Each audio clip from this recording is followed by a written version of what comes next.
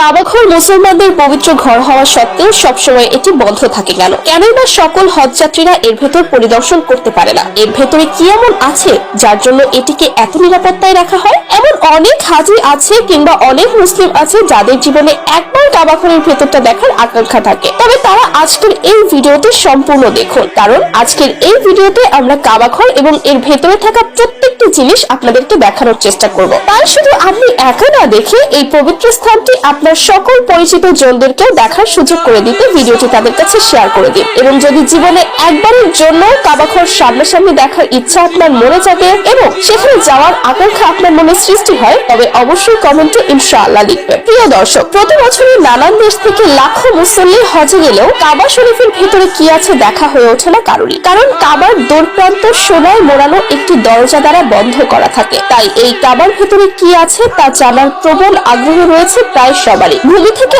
2.5 metre উপরে কাবার দরজা, যেটি উসমানী খিলাফতের প্রথম রৌপ্য নির্মিত কারুকার্যময় দরজা লাগানো হয়। তবে বর্তমানে পবিত্র কাবার দরজাটি 280 কেজি খাঁটি সোনা দ্বারা নির্মিত করেন প্রয়াত সৌদি বাদশাহ খালিদ বিন আব্দুল আজিজ। মূলত কাবা শরীফের প্রথম দিকে দুটি দরজা অন্তর্ভুক্ত ছিল, যেখানে একটি দরজা ছিল প্রবেশের, অন্যটি ছিল বাহির হওয়ার জন্য, এবং এর সাথে ছিল একটি জানালাও। তবে বর্তমানে কাবার মোট দরজা রয়েছে মাত্র একটি, নেই তার কোনো জানালা। কাবা ঘরের ছাদে ওঠার জন্য সিঁড়িটিও রয়েছে বর্তমান দরজার পাশে, যেই দরজাটি পবিত্র কাবা শরীফের ডান পাশে অবস্থিত। এই দরজাটির নাম বাবর তাওবা। কাবার অন্দরমহলের দেয়ালের উপরের দিকে সবুজ রেশমি কাপড়ের পর্দা রয়েছে, যাতে কোরআনের বিভিন্ন আয়াত স্বর্ণাক্ষরে রচিত রয়েছে। কাবা শরীফের ভেতরের দেয়ালগুলো সবুজ ভেলভেটের পর্দা দ্বারা আবৃত, যেগুলো প্রতি 3 বছর অন্তর অন্তর পরিবর্তন করা হয়, এবং এর ছাদে একটি ভেন্টিলেটর রয়েছে যা দিয়ে ভেতরে আলো বাতাস প্রবেশ করে। কাবাঘরের ভেতরের একটি সিন্ধুকে রয়েছে উন্নত মানের সুরভি এবং কাবাঘর মোছার জন্য কিছু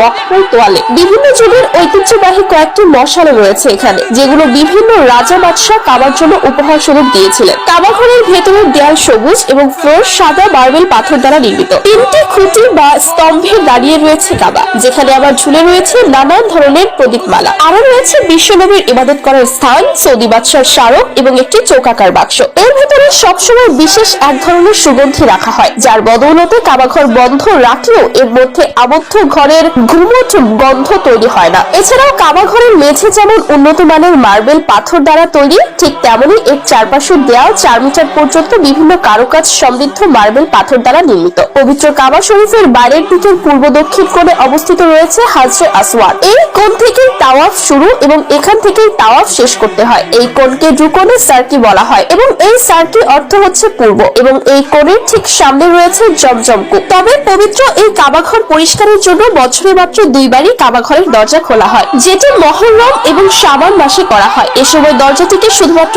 2 ঘন্টার জন্যই খোলা রাখা হয়। সাধারণত কাবাঘর পরিষ্কারের ক্ষেত্রে খাঁটি গোলাপ জল, জমজম কূপের পানি, কস্তুরী এবং উন্নত মানের মঙ্গল কাপড় ব্যবহার করা হয়। বর্তমান পুরো বিশ্বের প্রায় 200 কোটি মানুষ কাবাঘরের দিকে মুখ করে সালাত আদায় করে। এমনকি ওমরা হজ করার সময়ও এই ঘরটিকে ঘিরেই চলে প্রদক্ষিণ।